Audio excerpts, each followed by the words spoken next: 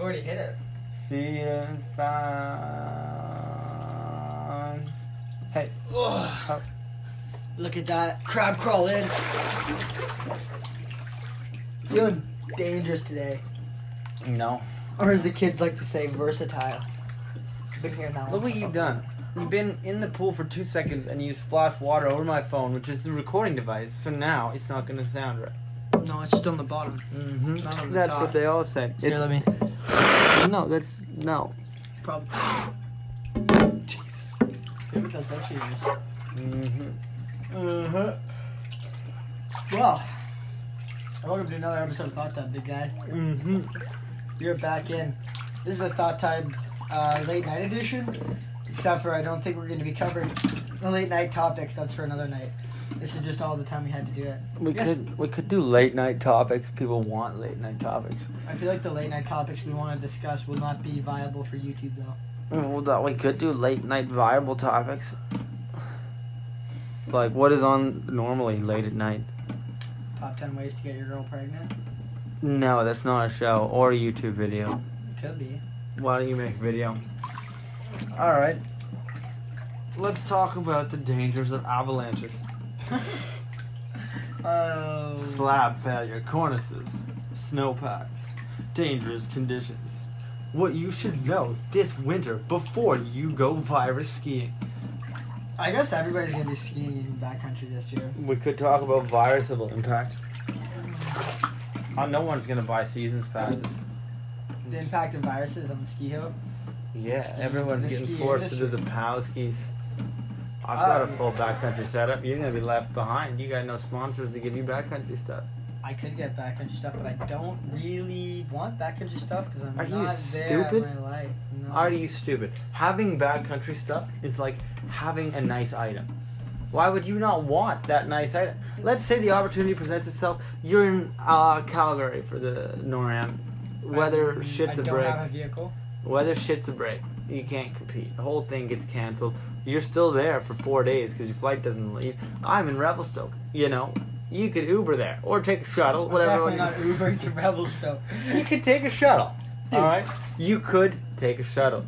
I You could. roll up and you could have the best skiing in your life. But instead, you choose to just not have a backcountry setup. I'm just a broke bitch. I can't afford a backcountry setup. Do you want to deal with the clanging and banging? Or is that... Is it a broke bitch? Because I just raised the point about you don't have a sponsor to help you. I don't want to put my sponsor equipment and stuff towards a backcountry setup when I clearly need it for... Oh, you Park clearly need it. Your quality's not good enough for last year's season. No, I need it for park skiing. Yeah, exactly. You got it already, so get more. No, I got one pair of skis. You only get one pair of skis? No. I got 2 pairs of skis this year. I got 2 pairs of park skis. I need 2 pairs of skis. So ask them for backcountry skis. Just hit them up. There you go. What are the odds that get the backcountry skis? I'm not going to use them though. K2 skis, get this man some backcountry skis. I will make sure he uses them. I don't know if this is all going to be an episode of that or not. We're just roasting sponsors and talking I'm not about roasting ads. sponsors. I want you to have a backcountry setup. And we all know right now that if Bruce doesn't have a backcountry setup, it's because K2 didn't hook it up. Fake news, but maybe real news. Give me a pair of backcountry skis. Says the Donald. That's for Donald. Fake news, says the Donald. Oh, yes. Yes. It's just nice being in the hot tub. You know, this is a video of us just... Yeah, I don't think we've got anything productive for Thought Tip yet. I said we could talk about virus skiing, but... We did. We just went off topic with the fact of... Oh, yes. Let's rewind. Shall Let we? me flatten my leg hair. You got some nice legs. Thank you. They're getting girthier each year. Their speed. Yeah, because you haven't seen my legs in full chat because I've always had knee surgery. My leg I muscles haven't are... seen your legs in like even half chapped. They're probably at like a quarter now. Yeah, they're getting back. They're They're getting definitely back. not where they used to be. Anyway. They're getting thicker. All this. Besides the fact, backcountry skiing is better than park skiing and just any kind of skiing. Hands down, that's fact. I asked Pat that question 2 years prior to this. Yes, I probably still would have backed it up. Me and Nick, when we were on the ski trips, well, I don't know what a trip is. The ski trips. The trips. Yes, the the trip ski trips. Yeah. We used to always want to go see POW. We would be the only ones. We'd tour up in Breck. It was just me and Nick repping the T-bar after we got shut down. Everybody went home and started partying, and me and Nick were like, fuck yeah, let's ski. I figured out what we're forgetting for this hot tub episode. Yeah, that's fine. Don't worry about it. We're forgetting about the lays. This is like a stock edition. The late night stock edition. The budget thought tub. The industrial look. With the wood in the background, no bed sheets covering it. Yeah, I don't know. Personally, I like backcountry skiing. I like it a lot. I don't like. There isn't as many options for backcountry skiing. Not here. No. Just in terms of like what you can do. Like if I have a full park with a bunch of setups or a bunch of different features, I can think of millions of different tricks to do. Mm-hmm. Whereas backcountry, I'm just skiing. No, you're I can not. hit different things. You can hit different drops. You can do whatever trick you want. You just gotta find the right do feature. whatever trick I want. Because you're not good enough. Newsflash. I don't know. Like you could hit certain drops and do certain things, but after a while it's a drop. But I guess after a while, so it's a jump. A jump. Yeah, you could get creative. It's never the same thing. You're never skiing the same thing. It's not a groomed run, so it's not the same skiing normally. You got trees to worry about, and yeah, you find somewhere you get to create your own jump. You want to do a triple? Fine. Find a triple spot, lace it up. Grow a set of balls, first tee, so everybody knows you're the real deal because there's no marks on that landing, and just roll in, overshoot the absolute crap out of it. Is that your plan for the season? No. You'll build a big backcountry jump in your nice touring bindings and send a fucking triple. I have 2 pairs of skis, one for jumping, one for touring. Oh, yes, I forgot you bought a new pair. Mm-hmm.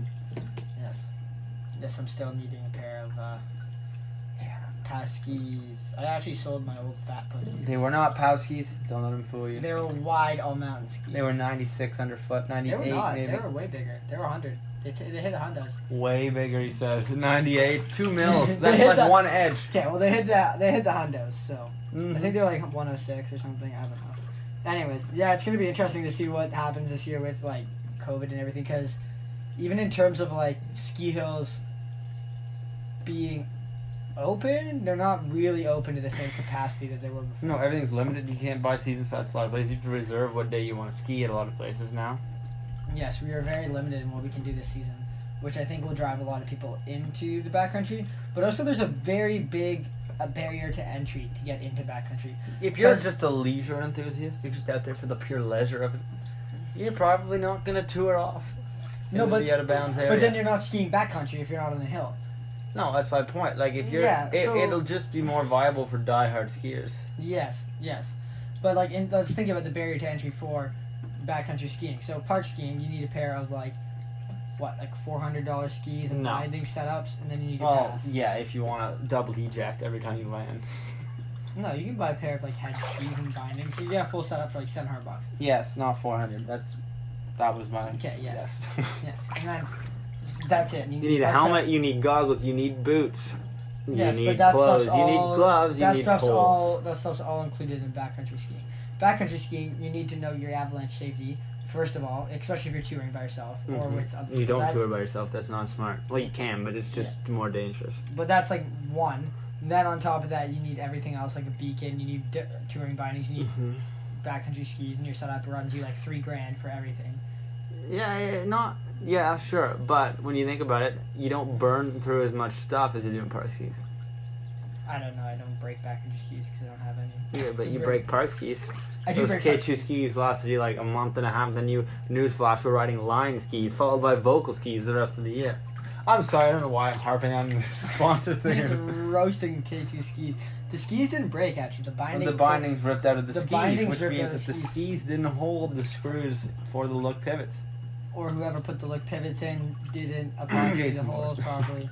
Anyways, no, but yeah, the bindings are brought up. But Yeah. that's why I have 2 pairs of skis this year, set up, on the go, ready. And But this- I mean, I burn through skis when I ride park. I usually go through at least 1 or 2 pairs of skis a year, easy. I went through 3 last year. I went through the lines. I burned vocals, four. and Four in 1 year was the most I ever did. How many times did the binding pull out? Most of them were my fault. One of them were defective skis. I landed sideways on a jump and it just de-lammed. And we've had an accident. Defective ski. Other time, I was at the Whistler COT and I tried to do a switch to backslide. And I didn't quite make it onto the tube. And then the edge catches and bashes in the whole edge? I've Yeah, done it just that. cracks in the ski, and then I used it for like another month, and then I decided to do a disaster onto a donkey dick at the COP. NORAM or COT and just cracked the ski because it got waterlogged because it broke. And you were riding Armada skis. That's probably why they broke so That was easily. the Armada skis line. Not as long as the K2 Poachers. Okay. Pilot error. You're not a pilot. You're a baked hippie. You're down the hill. No. Because you have a pair of park skis. I was fired up because I just landed a nice run. Most people weren't landing well in that contest because the weather was crap. I actually landed a run, so like yes, and then I was after my run, I'm like, oh, there's the stairs set with the dog in. Oh, it's a disaster then.